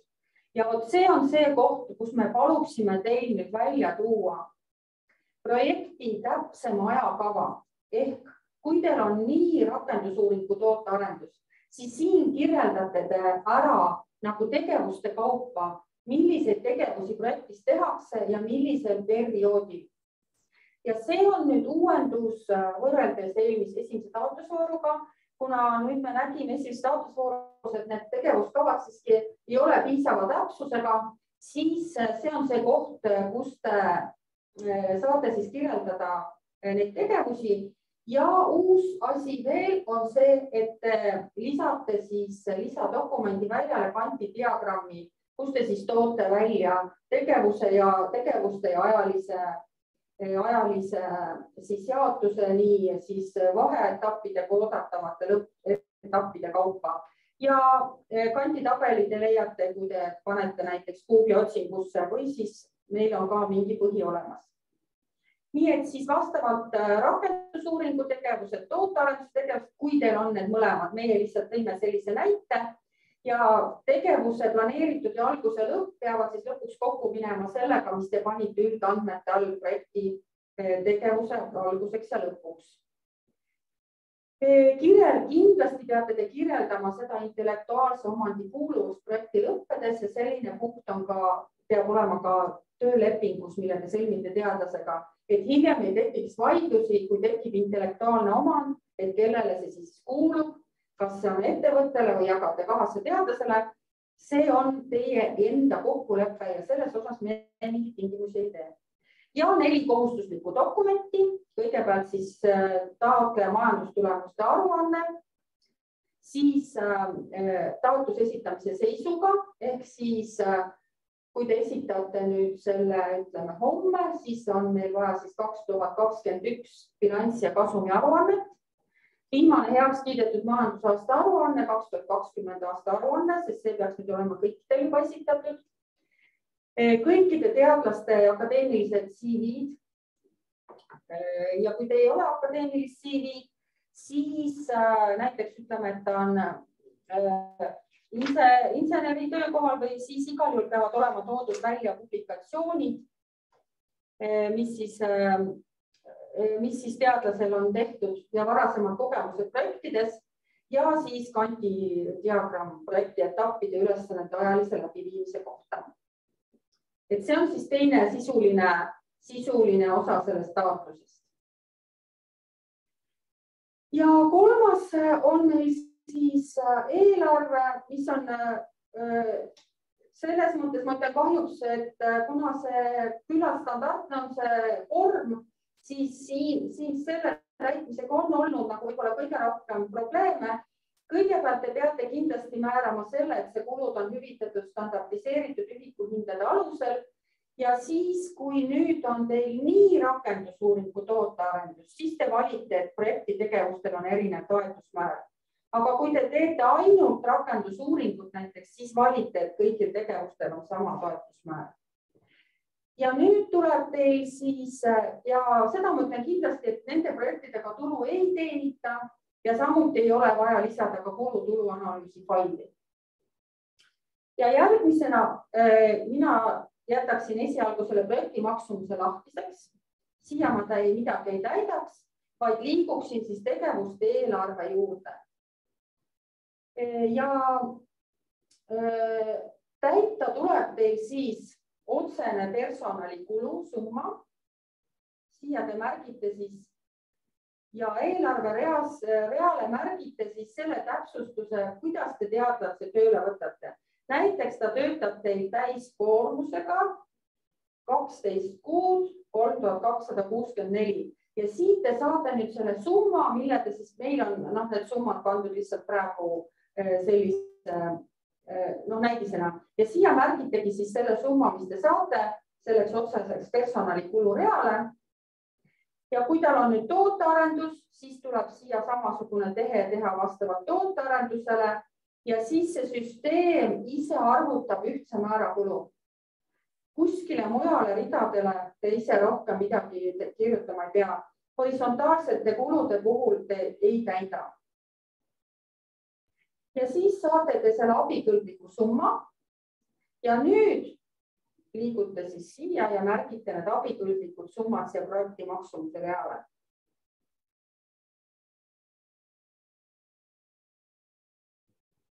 Ja kui on ainult üks tegevus, siis seal tekib ka toetuse määrarida ja siis juba süsteem ise kõik arvutab ära, mis siis on teie toetuse summa, mis on oma finantseeriku summa.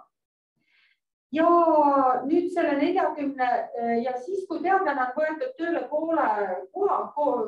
vähema kui 1,0 koormusega, siis palume kirjeldada ka seda, et kuidas siis, kas te kasutate selle ülikooli, kus siis see teadlane on tulnud, kuidagi nende intellektuaalsed omandeid või seadmed või tehnikat või kuidas siis kokkulepe on selle ülikooliga, kui on mingi selline juhus. Nii, ja siis me jõuame sellisesse kohta, kus te siis määrate oma abiliigi ja millest Urve ka rääkis, et te valite siis kas riigiabi, vähese tähtsusega abi või toetuse.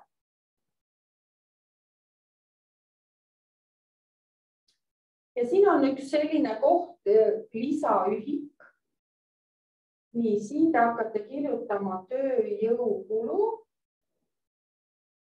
Ja siin peaks ta tulema välja, aga hetkel ta millegipärast ei tule. Et seda teie täitma ei pea. Ja valite siis selle vastava liigi, abiliigi, salvestate ja jätkate ja jõuate rahastajate lehele, kus on ka teie eest juba ära täidetud, on pandud see summa, mis on siis teie oma finantseeringu summa, siin ka rohkem täitma ei pea. Salvestate, jätkate ja siis jõuate esitamise lehele. Kui taotluse esitab isik, kes on volitusega, siis siin on selline viide, et te peate selle volituse lisama taotleja kontaktisiku lehele, selle isiku andmete juurde, kes siis see kontaktisik on ja kes taotlust esitab. Lugege palun läbi kõik need tingimused, et te kinnitate ja olete nendega nõus. Ja kui te panete siis linnukesed kinnitan ja kõik on esitatud andmed on õiged ja vajutate allkirjasta ja esita taotlus, siis te peaksitegi saama selle taotluse esitada. Ja kui on kuskil eespool mingid vead, siis ta kuvab selle vea peate. Seda allkirjastamist ei ole vaja, kuna ID-kaardiga on sisenetud nii, et võib-olla seda pöörda. No jah, selles mõttes, et sõna allkirjastamist. No jah, see allkirjasta esita taotlus selles mõttes, et seal ei tule mingit täiendavat allkirjastamist enam, kuna te niikuinii ilma allkirjastamata sisse ei saa. Aga kui need on erinevad inimesed, kes taotlust täidavad ja kes taotluse allkirjastavad, siis peab sellele allkirjastajale inimesele ütlema, et tema nüüd mingu sisse ja tehku siis vajutagu seda rohelist nuppu. Nii et oluline siis on see, et palun vaadake neid küsimärkide all olevaid kommentaare, et siit te saate siis teada seda, mis siis on vaja kirjutada, saate nõuandeid, viiteid, linke, et mida siis, kuidas siis taotlusvormi täita. Ja alati võite pöörduda, aitame. Aga nüüd ma lõpetan selle jagamise ja ma loodan, et Viktor on olemas. Nii.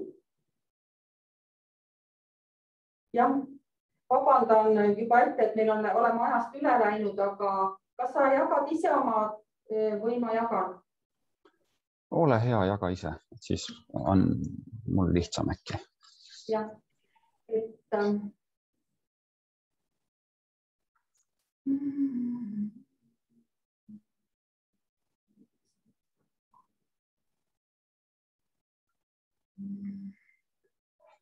nii, aga kuni ei tea, siis neid slaide otsib ja ekraanil üritab manada siis tere päevast ka minu poolt ja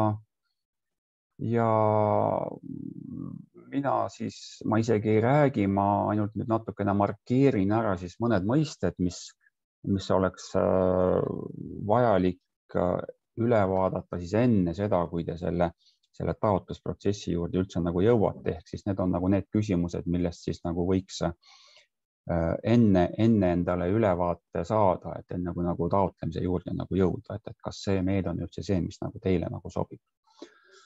Ja mina olen siis Viktor Muuli ja Teadusagentuuris töötan valdkonna juhina. Ja järgmine slaid, ja palun, et miks me nüüd nendest mõistetest nagu jätkuvalt nagu oleme ikkagi eraldi rääkinud. Nii, Tea, kas sa saaksid vahetada, palun? Nii, Tea, au. Aitäh, et miks me sellest siis räägime, on siis see, et kui me võtame seda niipidi, et need inimesed, kellel teadus-arendustegevusega tegelemine on igapäevane, ehk siis teadlased ja ka insenerid, nende jaoks on asi nagu väga lihtne.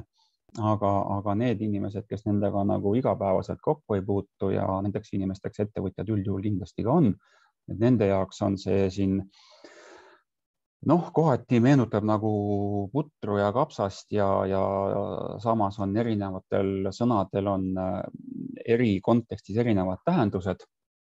Ehk siis veel kord, et me räägime siis nagu nendest mõistetest nagu sellepärast, et põhiline, mida me selle meetme raames nagu toetame, on ikkagi siis teadus- ja arendustegevus. Ja siis ta on veel tegelikult siis teadus-arendustegevus on siis nagu kitsendatud, on siis kas siis nagu rakendusuuring või siis tootearendus kitsamas tähenduses. Et nüüd me olemegi nagu kohe sellise esimese kahvi otsas, mis on siis tootearendus, et meie mõistame tootearendust kitsamas tähenduses, ehk meie keeles on tegemist eksperimentaalarendusega. Et siin samas slaidis all, et kui tootearendus kitsamas tähenduses on siis see, mis hõlmab teadus-arendustegevuse elemente, ehk me siis ikkagi kas loome uut teadmist või rakendame uut teadmist, siis tavatähenduses tootearendus ikkagi hõlmab ju kogu seda protsessi, mis algab, ütleme siis seal sellest ideest ja siis sellest esimestest kaardistamisest, mis meil mõte pähe tuleb ja lõpeb siis sellega, kui meil see toode või siis teenus on meil siis nagu käes ja on meil siis nagu turule toodud, siis see tootearendus, millest meie räägime, moodustab sellest ikkagi ainult siis nagu suhteliselt kitsa osa.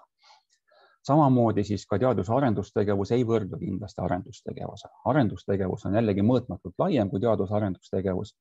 Arendustegevuse all me siis ettevõttes mõista näiteks siis, ma ei tea, masinapargi uuendamist, digitaliseerimist, töötajate täiendkoolitust, harimist, ehk siis ja ütleme siis see teadus-arendustegevus kui protsess on siis taaskord moodustab arendustegevusest sellise kitsa osa.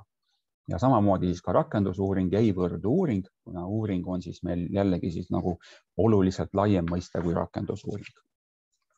Et kui me nüüd lähme jälle edasi, siis kõigepealt, et mis asi siis, mis loom see teadus-arendustegevus on ta siis ikkagi konkreetne tegevus, süstemaatiline, loominguline ja oluline on siis see, et see eesmärk, mis meil sellel tegevusele on siis püstitatud, on siis see, et ta on siis ennekõike siis suunatud uute teadmiste saamisele ja või siis nende teadmiste uudsele rakendamisele.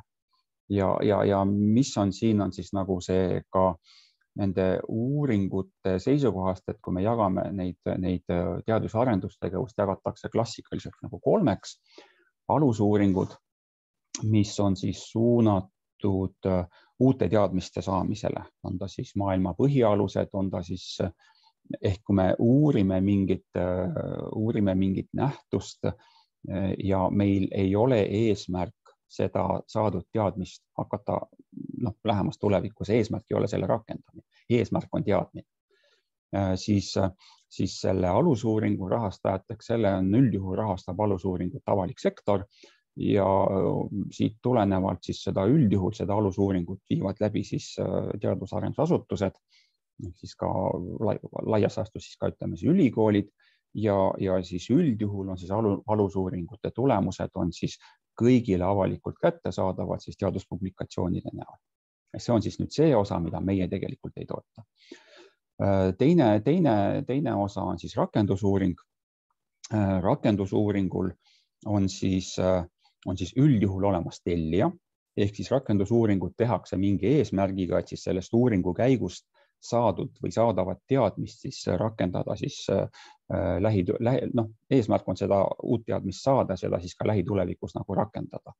Ehk siis seda tehakse alati kellegi huvides ja suures pildis laias maailmas toimub väga suur osa rakendusuuringutest toimuvad ka juba ettevõtlussektoris, mis siis nagu tähendab seda, et üldjuhul, kes maksab, tellib ka muusika, et rakendusuuringu tulemused ei pruugi enam olla avalikult kättesaadavad ja siis, mis tähendab siis ka seda, et siis nende uuringute tulemusena siis ei pruugi valmida siis neid kõigile kättesaadavaid publikatsioone ja need ei ole siis avalikud, ehk siis ettevõte, kes selle uuringu siis tellib enda huvides, see siis ka nagu vaatab, mis enda tulemustega nagu peale hakkab. Ja kui nüüd ütleme, kolmas faas on siis tootearendus meie mõistes siis kitsamas tähenduses, ehk siis sellises teaduslikumas keeles on see eksperimentaalarendus ja selle all me peame silmas, kui meil tegelikult see teadmine, uus teadmine, kas üks või teine asi töötab või kuidas üks või teine nähtus toimib, see teadmine on meil olemas, aga seda teadmist ei ole antud valdkonnas, antud ettevõtlusvaldkonnas veel ettevõtlusesse rakendatud. Ehk me teame, et asi võib töötada, aga kas ta töötab, ütleme, sellistel tingimustel, seda me ei tea. Ja tootearenduse eesmärk on juba ikkagi kindlalt suunatud juba sellele, et me lisaks sellele teadmisele me siis saame ka siis juba liikuda oluliselt lähemale siis sellele konkreetsele tootele, mis me nagu välja toome. Ja määruses on siis öeldud ka, et toetatakse siis teadus- ja arendustegevuse tunnustele vastavat tegevust, et siis vaatame siis kiiruga üle nüüd ka need teadus- ja arendustegevuse tunnused. Ma tooksid välja kaks põhilist, et üks, mis on nüüd ka juba läbi käinud, on see uudsus, peab olema siis kas see uus teadmine või selle teadmine uudne rakendamine. Ja teine, mis on nagu selles mõttes muudab selle teadus- ja arendustegevuse, kuidas ma ütlen seda, ettevõtluse seas mitte ülemäära soosituks on siis see, et ta on ettemääramatu tulemusega. Ehk me võime eeldada, et me võime saada selle tulemuse, aga me võime ka tegelikult seda tulemust mitte saada. Ja kui teaduses on nagu ka negatiivne tulemus on tulemus, siis ettevõtja, kes uuringu tellib, et tema üldjuhul siis ei ole väga rõõmus selle üle, et kui sealt oma soovitud tulemust ei saa ja tõenäoliselt ei suhtu ta negatiivsete tulemustesse sama optimistlikult nagu Edison omal ajal, et me saime teada siis 1000 võimalust, kuidas elektripirn meil ei tööta. Ja siis 3 on siis veel, et loomingulisus ehk siis see tegevus, mida siis tehakse, seal peab olema siis püstitatud hüpotees, et see ei saa olla mingi masinlik tegevus, et nii kui me teeme selle lihtsalt kas testime või mõõdame või arvutame midagi ilma loomingulise aspektita, ilma mingit eelnevat hüpoteesi püstitamata, et siis me seda sinna teategevuse alla ei mahuta. Ja süstemaatilisus ehk siis tegevus peab olema süsteemne, et need tegevused järjekord, see peab olema siis protokollitud, planeeritud, ehk sinna tuleb siis ka see metoodiline aspekt tuleb juurde. Ja kui nüüd ütleme, on siis niimoodi, et kui ta on korralikult meil dokumenteeritud, kui ta meil on ilusti planeeritud ja kõik on kenasti kirjas, siis peaks meil olema võimalik samade tingimuste juures siis seda nimetame siis eksperimendiks või seda uuringut siis nagu korrata. Me peaksime saama üldjuhul samasuguse tulemuse, ehk kui meil ütleme on korralikult läbi viidud uuring, kui meil on siis me võime selle uuringu tulemuse võtta arvesse oma järgmiste tegevuste planeerimiseks, ehk me ei pea seda tegevust või seda eelnevat etappi kogu aeg nagu läbi tegema, et me võime siis nagu usaldada siis neid tehtud uuringuid juba. Et kõik need uuringud, mida siis ütleme siis selle ECMO raames on siis võimalik nagu läbi viia, peavad siis vastama nendele 5 tingimusele, ehk nad peavad, kõik elemendid peavad seal nagu siis sees olema. Ja nagu siis ka korralik projekt peab ta siis olema ikkagi selge, et me ei saa võtta tööle seda teadlast lihtsalt sellepärast, et tuleks meile, hakkaks meil nagu teadust tegema, ta tuleb ikkagi teadusprojekti raames, tal peab olema püstitatud kindel eesmärk, metoodika, kuidas ta seda teeb ja siis projekti lõppedes siis me ootame sealt, et siis ka sealt oleksid ka tulemused. Abimaterjal käis juba korra eest läbi, nüüd on tagasi, on siis Frascati käsiraamat, mida me siis kasutame OECD suunised teategevuse andmete kogumiseks ja aruandluseks ja siis selles käsiraamatus on siis teine peatükk mõisted, kus on siis need tegelikult lahti seletatud nüüd need teamõisted kirjeldatud, seal on toodud siis näidetega kaetud erinevad erinevad teategevuse tüübid, seal on toodud siis erinevad teategevuse tüübid eri valdkondades, ehk see on selline, noh, ta on selline kasulik abimaterjal, kui te ei ole nagu päris kindlad, kas see, mida te tahate teha, mahub, ütleme, teadus- ja arendustegevuse mõiste alla. Ja tehnoloogiast veel siis ka, et tehnoloogia valmidusastmed, et kui meil nii-öelda nüüd need teadmised on nagu olemas, siis ütleme, kui meil sinna tuleb meil siis lisada juurde, siis ka meil on vajalikud siis ka toote-teenuse pakkumiseks, on meil vajalik lisaks teadmistele siis ka veel seadmed ja oskused ja me peame suutma neid ka nagu rakendada. Et siis, kui me seda kokku käsitleme mõistega tehnoloogia, siis need uuringud, mida ütleme siis SECMO raames on võimalik läbi viia, on siis väga erinevatel nendel tehnoloogia valmidusastmetel ja neid siis on siis 9 valmidusastmet. Et meie lähtume siis Euroopa Komisjoni poolt sõnastatud ja formuleeritud valmidusastmetest, see on siis TRL ja siin on siis nad meil toodud nagu välja, et ja siis meie käsitleme siis rakendusuuringutena seni, kuni see tehnoloogia või kui see uuringu tulemused, mida siis SECMO raames läbi viiakse, et kuni need jäävad siis ütleme siis kas labori või simuleeritud keskkonna tasemeni, seni kuni need toimuvad seal laboris või simuleeritud keskkonnas, seni me käsitleme neid rakendusuuringutena. Et kui me lähme nüüd, ütleme, seda tehnoloogia testimise ja katsetamiseni, kui me lähme sellega töökeskkonda, seal, kus ta hakkab töötama või kui me toome sinna sisse nüüd, ütleme, juba reaalelulised andmed näiteks, siis me räägime juba tegelikult tootearendusest ja TRL9, siis kui see on juba meil, toode on meil nagu valmis ja toimib töökeskkonnas, siis seda me enam nagu ka ei toeta. Ja siis nii siis Frascati käsiraamat kui ka ütleme siis tehnoloogia valmidusastmete eestikeelne kirjeldus on meil siis eestikeelsena Teadusagentuuri veebis meil olemas ja sealt saate neid nagu ka alla laadida ja siis nendega tutvuda. Ja siis loomulikult, kui teil on olemas kontaktid ka teadusasutusega juba olemas ettevõtluse poole pealt, et siis teadlased aitavad teil täpselt samamoodi nendes uuringutes orienteeruda kui ka siis nendes valmidusastmetes orienteeruda ja nende küsimustega oleme siis ka meie oleme valmis teid aitama. Ja mina tänan. Viktor, äkki sa kommenteerid korraks ka seda, suur aitäh sulle ettekande eest ja vabandan, et natuke võib-olla läks kiireks nüüd sinul. Aga kas olete, palun kommenteeriks, kas on ka mingid valdkondliku erisusi, kas humanitaaria saab ka esitada, et sellist? Ja. See, ma nüüd peangi vabandama, et kuna mul on täna on selline väga ebaõnnestunud päev, et siis ma ei ole võimalik kuulata varasemaid ettekandeid ja ma ei tea, millest on jutt olnud või millest ei ole jutt olnud, siis kommentaar on see, et ainukene tingimus, mis ütleme siin taotlejal on, mis on kindlasti läbi käinud, ta peab olema kantud registrisse, mis valdkonnas see teadus-arendustegevus toimub, ei ole tegelikult üldse piiritletud.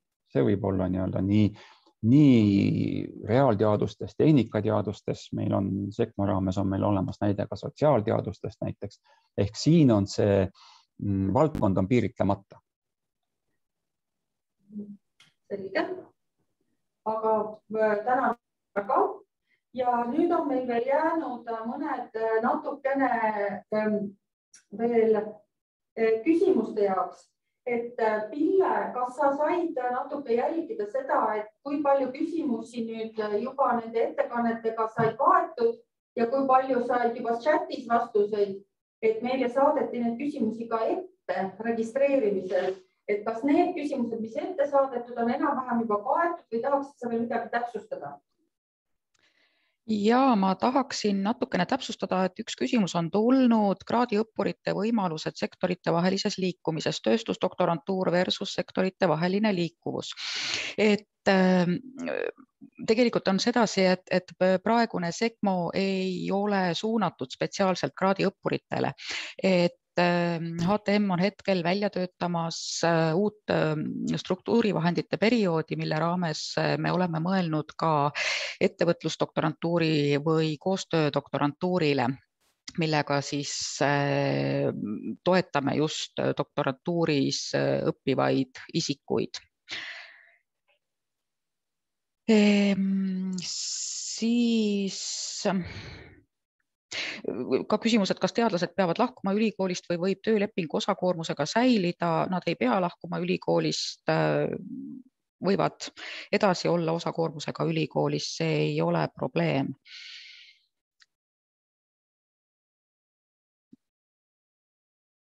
Ja rohkem ma praegu ei oska midagi ütelda, aga kahtlemata taotlejad, et küsige nõu RTK-lt või EAS-ilt või ETAG-ilt, kui teil tekib taotluse esitamisega mingeid küsimusi või te tahaksite nõu saada kellegi käest. Selge. Chati tuli veel üks küsimus, me vastame sellele. Kas keegi soovib äkki oma kohe siin niimoodi küsida kõva selge häälega midagi? Jah, ole hea. Nojah, see oli minu küsimus ja see on, küsimus on sellest, et ma nägin seal sellist asja, et kui 25% vähemalt on avaliku sektori kontrolli all, siis on tegemist suurettevõttega. Et kas see tähendab, et iga riigi ettevõte on suurettevõte? Jah, see on nii. Selge, aitäh. Jah, see on nii. Siis on veel siin üks küsimus chatis. Teadan ühele taotlejate osanika, kas tal võib olla optsioone osaluse hilisemaks omandamiseks?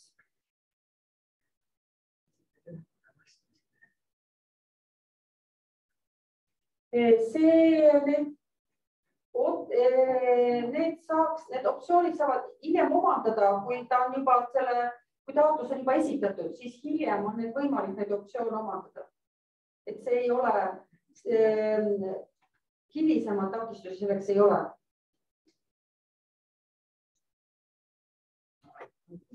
Ja küsimus on ETAG ja EAS, kumb siis taotlust haldab Riigi Tugiteenuste Keskus.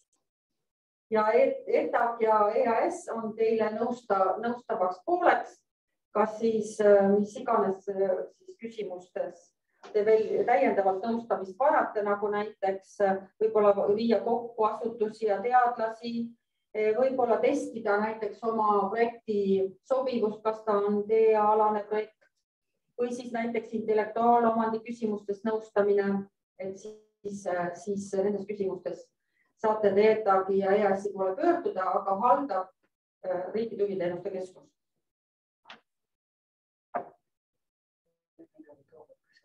Küsimused lepingut võivad olla ja hiljem osa realiseeritakse. Nii,